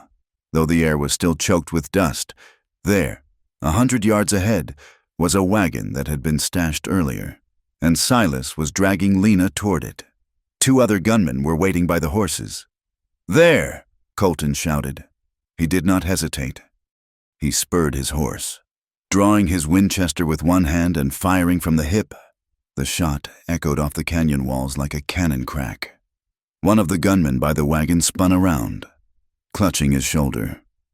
Talon peeled off to the left, guiding his horse up a steep scree slope. He moved with the agility of a mountain goat. He drew his bow, nocking an arrow. He did not shoot to kill, he shot to disable. His arrow flew true, striking the wheel of the wagon and shattering a spoke, sending splinters flying into the face of the second gunman. Lena, seeing her chance, did not wait to be rescued. Her hands were bound behind her back, but her legs were free. As Silas turned to fire at Colton, Lena threw her weight against him. She slammed her shoulder into his kidneys with every ounce of strength she possessed. Silas grunted, his aim spoiled. His shot went wild, chipping rock 3 feet above Colton's head. He spun around and backhanded Lena, sending her sprawling into the dust. Stay down, you little witch, Silas snarled, raising his gun to shoot Colton. But Colton was already off his horse. He hit the ground rolling, coming up on one knee. His face was a mask of cold, deadly focus. He leveled the lever-action rifle. Crack. The gun was an extension of his arm. The bullet struck Silas's pistol, sending it spinning from his hand in a shower of sparks and twisted metal. Silas howled, clutching his numb fingers. Don't move, Colton ordered, working the lever of his rifle to chamber another round. Or the next one goes between your eyes, from the rocks above. Talon had the other 2 men covered, his bow drawn and steady. Silence fell over the canyon. Heavy and ringing, Colton walked forward, his boots crunching on the gravel. He looked at Lena. She was lying in the dirt, her lip bleeding, her hair wild and matted with sand. But her eyes were blazing. Are you hurt? Colton asked, his voice rough with suppressed emotion. I am angry, Lena spat, struggling to sit up. Colton reached down, cutting the ropes on her wrists with his knife. He pulled her to her feet. For a moment, he wanted to crush her to him, to bury his face in her hair and breathe in that scent that haunted him. But the sound of hooves stopped him. The storm was lifting as quickly as it had arrived, the red curtain parting to reveal the canyon entrance. Henry Caldwell rode in, but he was not alone. Behind him was a squad of U.S. cavalry soldiers, their blue uniforms dusty, but their sabers shining. A captain rode beside Caldwell. Caldwell took in the scene, his hired men disarmed. Colton standing over them with a rifle, Lena bleeding. He smiled. It was perfect. "Captain Lewis," Caldwell shouted, pointing a shaking finger at Colton and Talon. "Thank God you arrived. Look, I told you these savages and this renegade cowboy kidnapped her. They were trying to smuggle her out through the canyon." The soldiers raised their carbines. Captain Lewis, a stern man with a gray mustache, looked at Colton. "Drop the weapon, Mr. Hayes." Colton hesitated. If he dropped the gun, he was defenseless. If he didn't, they would shoot him down. "Do it, Colton," Lena whispered. "Trust me." Colton slowly lowered the rifle to the ground. Talon, up on the ridge, lowered his bow but did not descend. Caldwell rode forward, looking down at Lena with feigned benevolence. "My poor dear, you are safe now. The army will escort you back to town. We will get you a doctor for your confusion." He reached out a hand to her. Lena looked at the hand. It was manicured, soft, the hand of a man who signed papers that destroyed lives. She looked at Colton. He was covered in dust, sweat streaking his face, his knuckles bruised. Lena Marsh stepped forward. She did not take Caldwell's hand. She slapped his horse on the nose, hard. The beast reared, forcing Caldwell to grab the pommel to keep from falling, looking ridiculous. "Captain Lewis," Lena said, her voice clear and commanding in the canyon acoustics. "I am Lena Marsh, and I am declaring, before God and these witnesses, that Henry Caldwell is a liar." "She is hysterical," Caldwell shouted, fighting his horse. "Ignore her. I was not kidnapped by Mr. Hayes." Lena continued, her voice rising. "I was kidnapped by that man." She pointed at Silas, who was nursing his hand. "He works for Caldwell. He dragged me from the house during the storm." "Lies!" Caldwell shrieked. "Why would I kidnap my own fiancée? To create a pretext for the army to destroy the Hayes Ranch and the Nimmi tribe," Lena said. "You want the land for the railroad. You couldn't buy it, so you tried to steal it with blood." Captain Lewis looked at Caldwell, then at Lena. "These are serious accusations, Miss Marsh, but without proof." "We have proof." The voice came from the rocks. Talon slid down the scree slope, landing softly. The soldiers tensed, but Captain Lewis held up a hand. Talon walked over to Silas's saddlebag. He ripped it open and pulled out a thick oilskin packet. He tossed it to Captain Lewis. "I found this on the man's horse," Talon said. "It is a map of the canyon, and a letter of credit from the First Bank of Dust Creek, signed by Henry Caldwell. It promises $500 to Silas strictly for the secure delivery of the package to the Eastern Trail." Captain Lewis opened the packet. He read the note. He looked at the map, which clearly marked the Nimmi burial grounds as a demolition zone for the track. The captain looked up at Caldwell. The respect was gone from his eyes, replaced by the cold professionalism of a soldier who realizes he has been used as a mercenary. "Mr. Caldwell," Captain Lewis said quietly, "this letter is dated yesterday. You hired these men to stage a kidnapping. It is a forgery," Caldwell stammered, sweat beading on his forehead. "Those savages planted it." "And the bank draft?" Lewis asked, holding up the check. "Is your signature also a savage forgery?" The silence that followed was absolute. The soldiers looked at Caldwell with disgust. They had signed up to protect settlers, not to do the dirty work of a corrupt banker. "Sergeant," Captain Lewis barked, "escort Mr. Caldwell to the wagon. He is under detention pending a federal inquiry into fraud and incitement of violence." "You can't do this!" Caldwell screamed as two soldiers grabbed his arms. "I own this valley. I am the railroad." "Not today, sir," the sergeant said, pulling him down from his horse, as Caldwell was dragged away. Shouting threats that drifted into the wind. The tension in the canyon broke. The soldiers lowered their guns. Captain Lewis tipped his hat to Lena. "My apologies, ma'am. We will need a statement from you in town, but not today." He signaled his men to move out, taking the prisoners with them. Colton stood there, the adrenaline fading, leaving his knees weak. He looked at Lena. She was a mess, dirty, bleeding, exhausted, and she was the most beautiful thing he had ever seen. She swayed, the adrenaline leaving her too. Her legs buckled. Colton caught her before she hit the ground. He pulled her into his arms, holding her tight against his chest, burying his face in her dust-caked hair. He didn't care about the soldiers riding away. He didn't care about the land. "I thought I lost you," he whispered, his voice cracking. "I thought I lost you in that storm. Angel." It was the first time he had called her that. Not Miss Marsh, not Lena, Angel. Lena clung to him, sobbing dry, dusty tears into his shirt. "I chose," she whispered into his chest. "I chose you." "Colton, I chose the dust." Talon stood a few feet away, leaning on his bow. He watched them. He saw the way their bodies fit together, like two jagged pieces of rock that had finally found their match. He felt a pang of loss, for he had admired the woman's fire, but he also felt a deep, abiding respect. He caught Colton's eye over Lena's shoulder. Talon nodded, a slow, solemn gesture. "She is yours, brother. Guard her well." Talon turned and walked toward his horse, disappearing back into the landscape that he and the cowboy had fought to save. The storm was over, the air was clearing, and in the silence of the canyon, love had finally planted its flag. Stronger than any railroad spike, the dust that had choked Dead Man's Canyon had finally settled. But in the town of Dust Creek, a different kind of storm was brewing. This one, however, was not made of wind and grit, but of whispers and paper. Henry Caldwell sat on the narrow cot of the town jail, a small, iron-barred cell at the back of the sheriff's office that smelled of lye soap and unwashed bodies.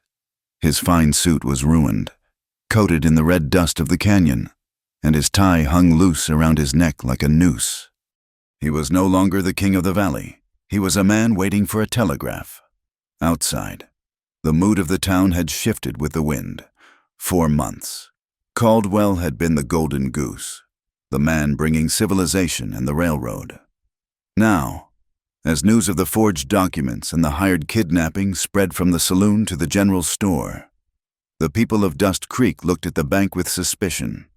"I heard he hired Silas to hurt the girl," a woman whispered to her neighbor as they passed the jail window. "Imagine that, a man of his standing, paying ruffians to drag a preacher's daughter through the dirt." "And trying to frame Colton Hayes," the neighbor replied, shaking her head. "Hayes might be rough, but he never lied to a soul in this town. Caldwell, though, he talks like a snake." Caldwell gripped the bars, his knuckles white, his assets were frozen. The territorial judge, fearing a scandal that could reach Washington, had issued an immediate stay on all railroad construction pending a federal inquiry. The great iron machine had ground to a halt, stopped not by an army, but by the truth spoken by a 19-year-old girl. Back at the Hayes Ranch, the atmosphere was one of cautious exhalation. The siege was broken. The soldiers had returned to Fort Union, their report likely damning for Caldwell. Lena Marsh stood on the porch, watching the sunrise. She was no longer the terrified girl in the gray wool dress who had arrived weeks ago.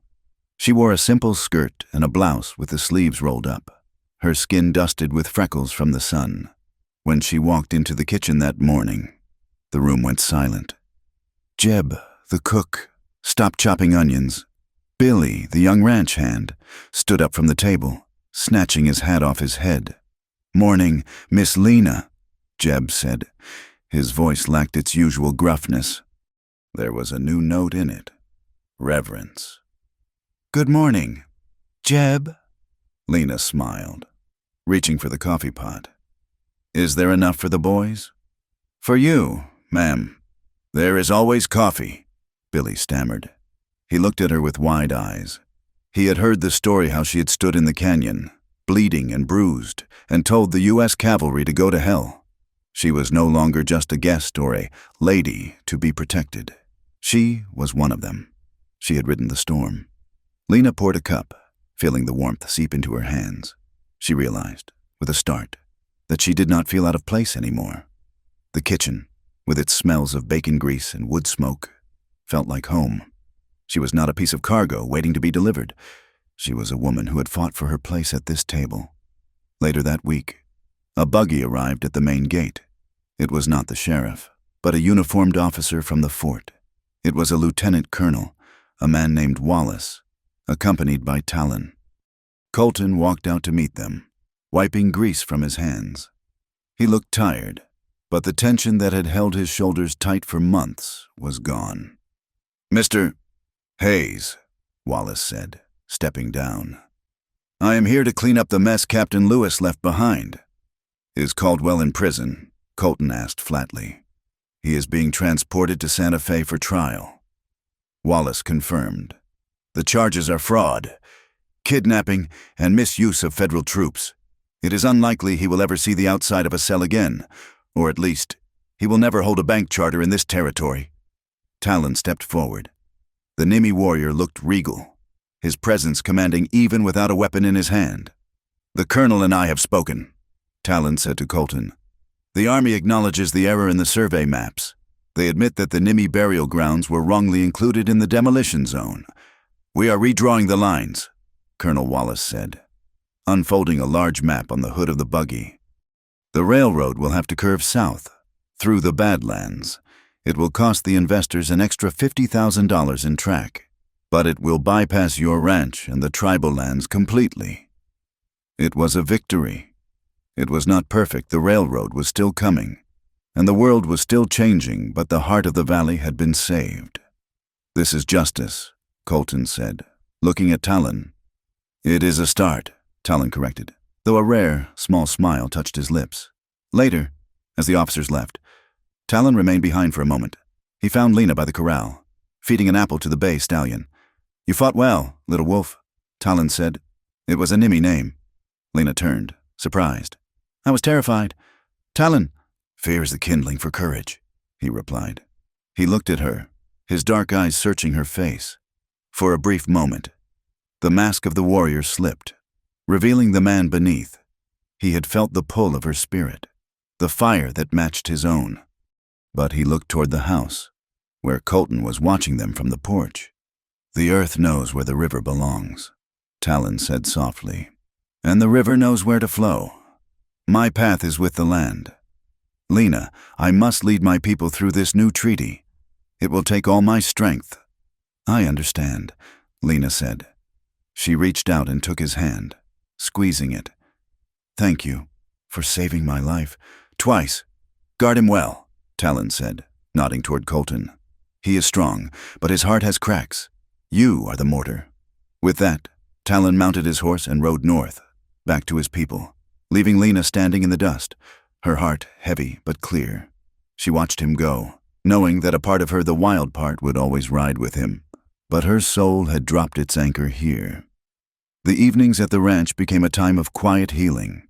The frantic energy of survival gave way to the slow, sweet rhythm of domesticity. One Tuesday evening, the air was cool after a rainstorm. Colton had spent the afternoon in the inner courtyard with a hammer and a box of nails. When Lena returned from the garden, carrying a basket of late summer squash, she found him standing by the large wooden tub. He had replaced the broken screen with a sturdy lattice of cedar wood and fixed the plumbing that fed water from the cistern. "I reckoned it was time," Colton said, wiping his hands on his trousers. He looked a little sheepish. "The boys filled it, heated the water and everything." Lena looked at the tub. The memory of her disastrous first encounter with it rushed back the slip. The splash, the feel of Colton's wet skin against hers. But instead of the crushing shame she had felt then, a bubble of laughter rose in her throat. "Is it safe?" she teased, arching an eyebrow. "Or are you hiding in there again?" Colton laughed, a deep, rich sound that seemed to vibrate in the twilight. "I checked it twice. No cowboys inside, and I moved the soap bucket so you won't trip." He stepped closer, his voice dropping an octave. "You go first. Lena, take your time. I'll keep watch by the gate." "Thank you, Colton," she said softly. An hour later, Lena emerged from behind the screen. She was wearing a clean white nightgown with a heavy shawl wrapped around her shoulders. Her hair was wet, hanging in heavy, golden ropes down her back. The air around her was thick with the scent of the wildflower soap she favored. Colton was sitting on the porch steps, whittling a piece of pine. He looked up as she approached. The knife stopped moving. The moonlight caught the damp sheen of her skin. She looked ethereal, like a spirit summoned from the water. Colton stood up, tossing the wood aside. He walked over to her, stopping just inches away. He inhaled deeply, closing his eyes for a second. "There it is," he murmured. "What?" Lena asked, her pulse quickening. "The sweetest scent," Colton said, opening his eyes to look into hers. The playfulness was there, but under it was a current of raw hunger. "Better than the rain, better than the sage. I reckon I could find you in the dark just by following that smell." Lena laughed, a breathless sound. "And I reckon you are just flattering me so I don't mention how loud you screamed when I fell on you." "I didn't scream," Colton protested, grinning. "I bellowed. There is a difference." They stood there in the quiet dark, the laughter fading into a comfortable silence. The ghost of the accident was gone, replaced by a shared memory that bound them together. The barrier of propriety was thinning, worn down by shared danger and shared laughter. Later that night, the wind picked up, rattling the window panes.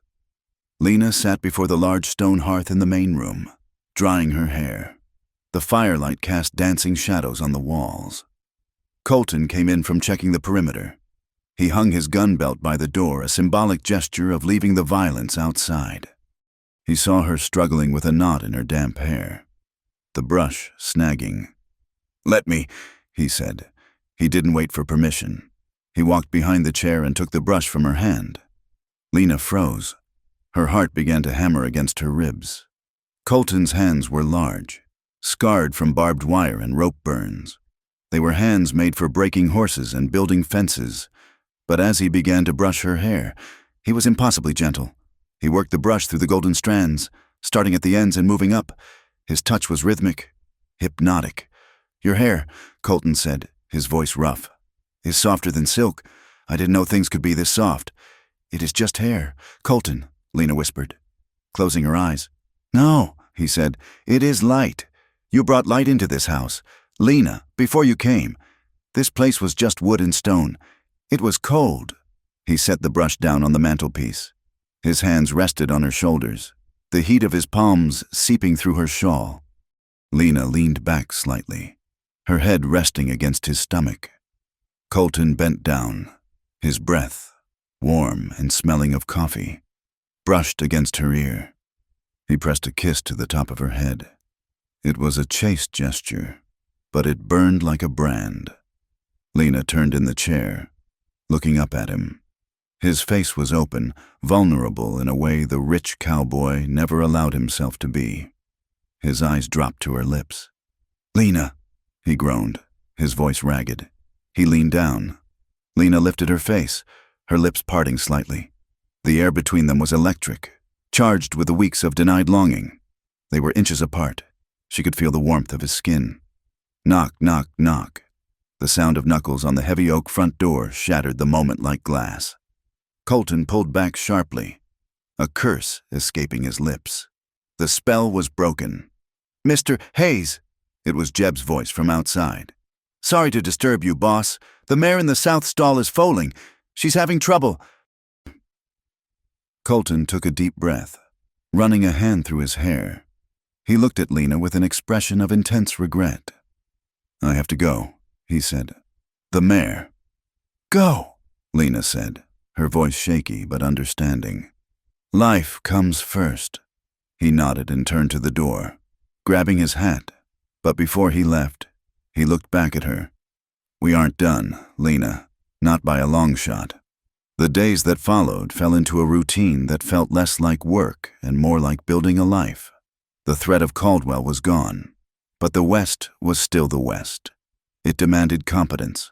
Lena asked Talon, before he left, to teach her how to read the signs of the land, how to find water in the rocks, and how to spot a rattlesnake before it struck.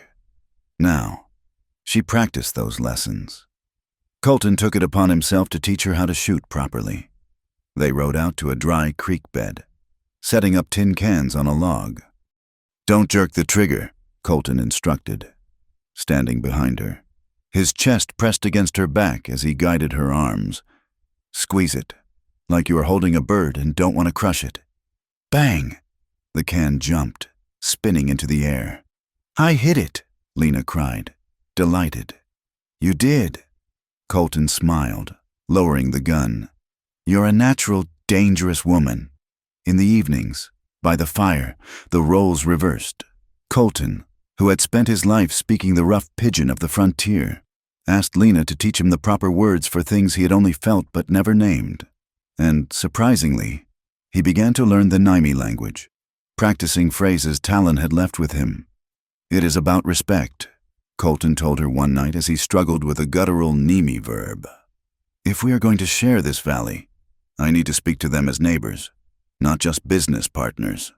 It was a time of growth. The scars of the conflict were fading, replaced by the calluses of hard work. Lena felt her muscles hardening, her skin toughening. She was no longer the China doll. She was becoming leather and lace, tough enough to survive, but still soft enough to love. But beneath the calm surface, a current of doubt still ran through the ranch.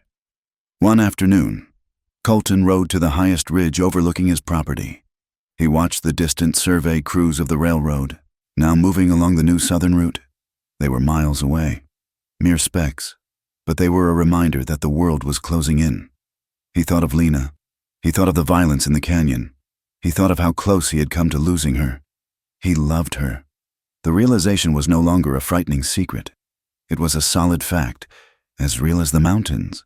But with that love came a terrifying fear. He was a man of violence.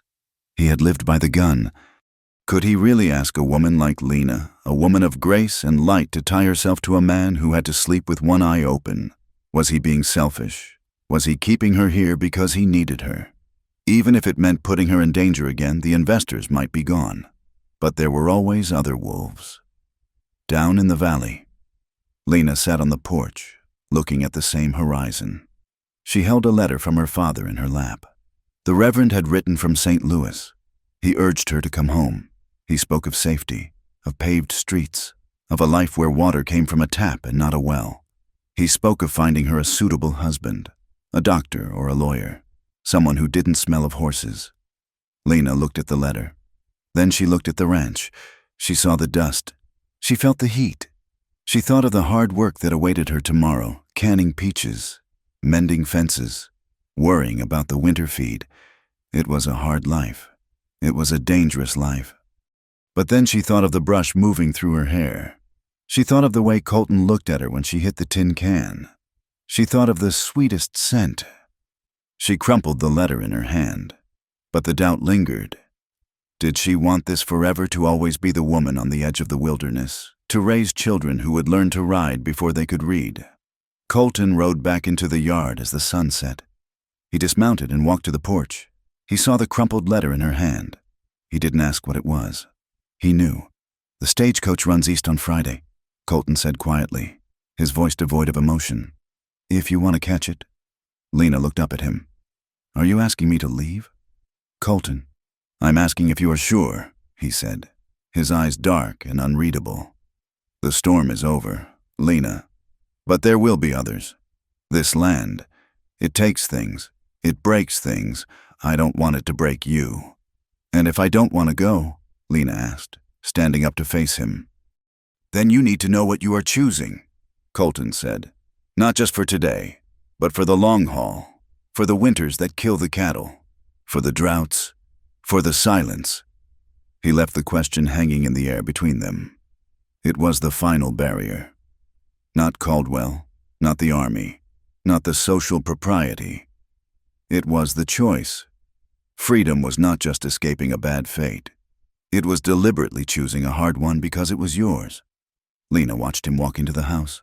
The sun dipped below the horizon, painting the sky in shades of violet and gold. The decision settled in her chest, heavy and real. She looked at the vast, terrifying, beautiful land. "I am not broken," she whispered to the wind. "I am just beginning." The trial of Henry Caldwell did not take place in a grand marble hall, but in the sweltering, fly-blown courthouse of Dust Creek, where the air smelled of stale tobacco and nervous sweat. It had been 3 months since the incident in Dead Man's Canyon, and the seasons were turning, bringing a crisp edge to the morning wind. But inside the courtroom, the heat of judgment was stifling. Colton Hayes sat in the front row, his hat resting on his knee. Next to him sat Lena Marsh, her hands folded calmly in her lap. She did not look at the floor. She looked straight ahead at the man who had treated her like a line item in a ledger. Henry Caldwell sat at the defendant's table. He looked smaller than Lena remembered, without his entourage of hired guns and the armor of his perceived invincibility. He was just a man in a dusty suit, aging and desperate. The territorial judge, a man with a face like carved granite sent down from Santa Fe, read the verdict with a voice that brooked no argument.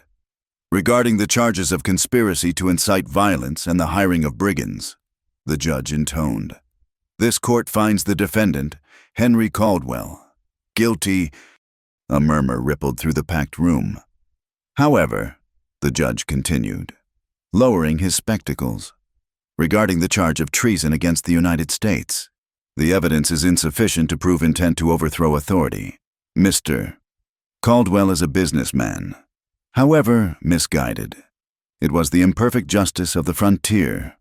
Caldwell would not hang. His connections in the East had saved his neck, but they could not save his empire. You are hereby stripped of your charter to operate the Dust Creek Bank," the judge declared. "Your land holdings in the Rio Bravo Valley are seized to pay restitution to the victims of your hired gangs. You are fined $50,000, and you are banished from the territory of New Mexico. If you are found within these borders after sunset tomorrow, you will be shot on sight." It was a sentence worse than prison for a man like Caldwell.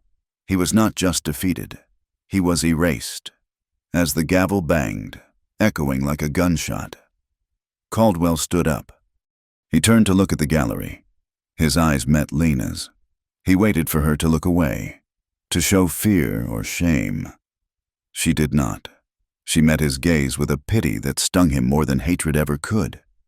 He walked out of the courthouse, a ghost of a tycoon, carrying nothing but a suitcase of clothes. The townspeople, who had once tipped their hats to him, watched him go in silence.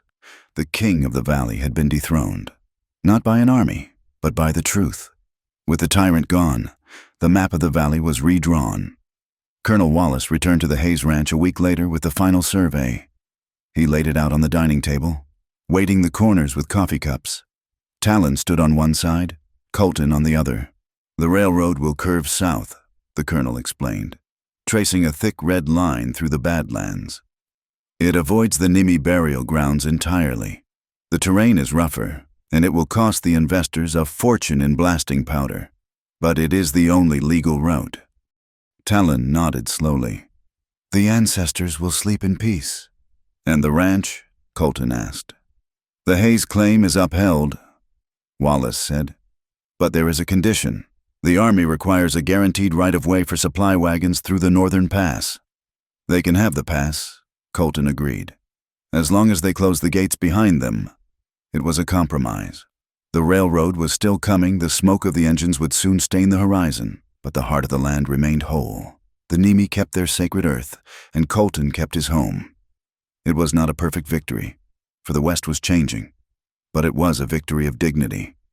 The hardest battle, however, was yet to be fought. Reverend Marsh returned to the ranch 2 days later.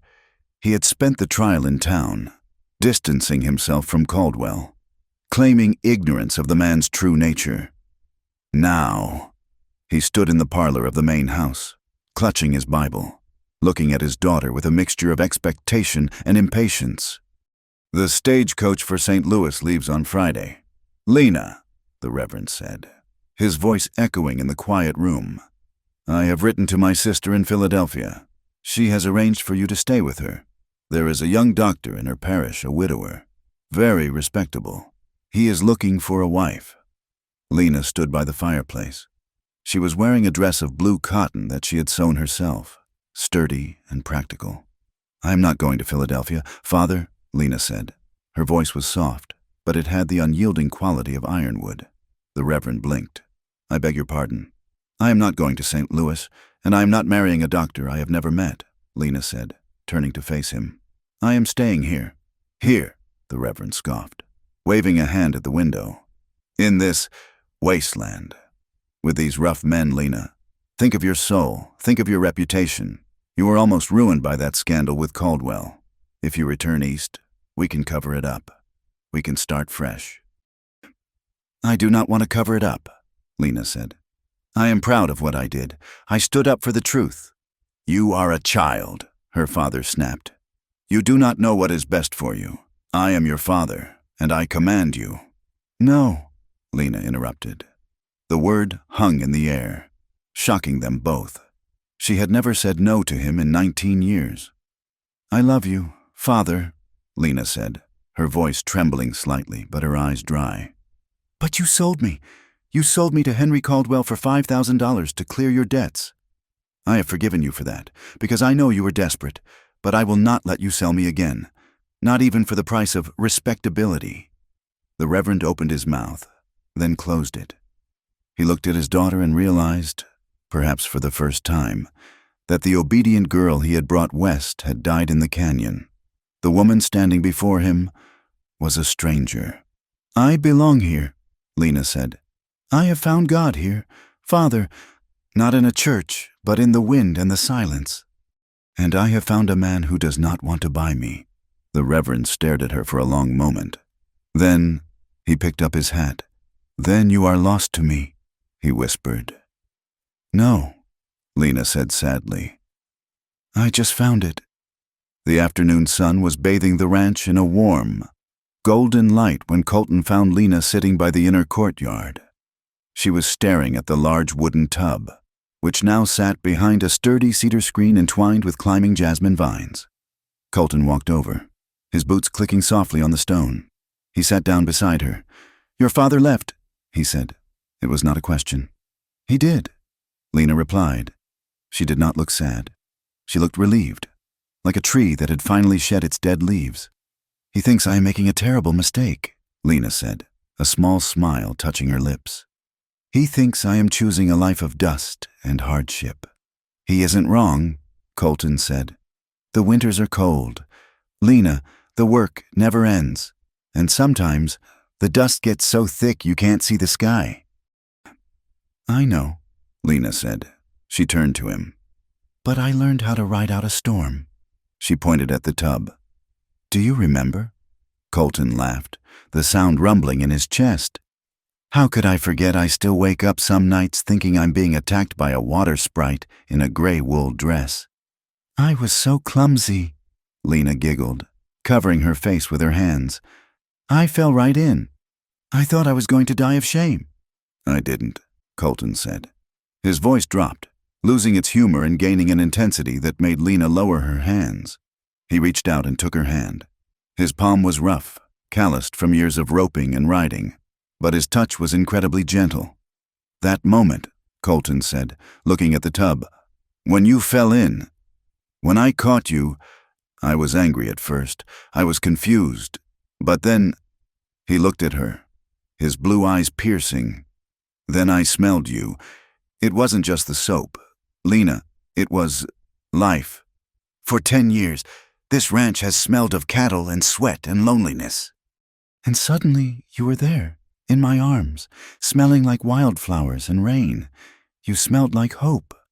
Lena felt tears prick her eyes. "Colton." "I told myself I was crazy," Colton continued. "I told myself you were a lady and I was just a cowboy with too much land and not enough manners. But when that storm hit, when they took you, I knew that if I lost you, the silence out here would be loud enough to kill me." He slid off the bench, dropping to one knee in the dust.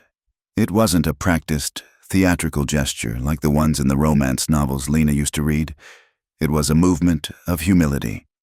"I don't have a ring from a jeweler in St. Louis," Colton said, "and I can't promise you a life of tea parties and silk dresses. But I promise you this, I will never try to own you. Lena, I don't want a property. I want a partner. I want to walk beside you, if you'll have me." Lena looked at him. She saw the man who had ridden into a sandstorm for her. She saw the man who had learned to speak Nimi words to respect his neighbors. She saw the rich cowboy who had found something more valuable than gold. "I will have you, Colton Hayes," Lena whispered. "But I have conditions." Colton blinked, a slow smile spreading across his face. "Conditions?" "Yes," Lena said, her voice strengthening. "I am not just going to be the rancher's wife who knits by the fire. I want to continue learning medicine from the Nimi women. I want to learn how to manage the accounts. I saw your ledgers, Colton, and your handwriting is terrible. And when we make decisions about the land, about the herds, about the water, I want a voice, a real voice." Colton looked at her, and his smile turned into a grin of pure admiration. She was driving a hard bargain, and he loved her for it. From a commodity sold for $5,000 to a partner demanding her seat at the table. "Done," Colton said. "Anything else?" "Yes," Lena smiled, leaning down to cup his face. "Kiss me, and try not to fall into the tub." He rose and pulled her into his arms, kissing her with a passion that tasted of forever. The wedding took place 2 weeks later, as the autumn leaves were turning to gold along the riverbank. It was not a society affair.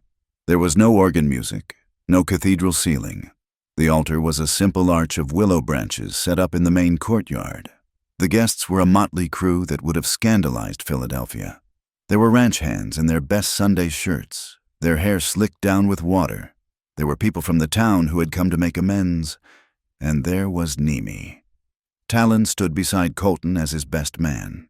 He wore his ceremonial buckskins, a single eagle feather in his hair. The presence of the warriors, standing shoulder to shoulder with the cowboys, was a silent testament to the peace that had been forged in the fire of conflict. A traveling circuit preacher read the vows from a battered Bible. "Do you, Colton?" "I do." "Do you, Lena?" "I do."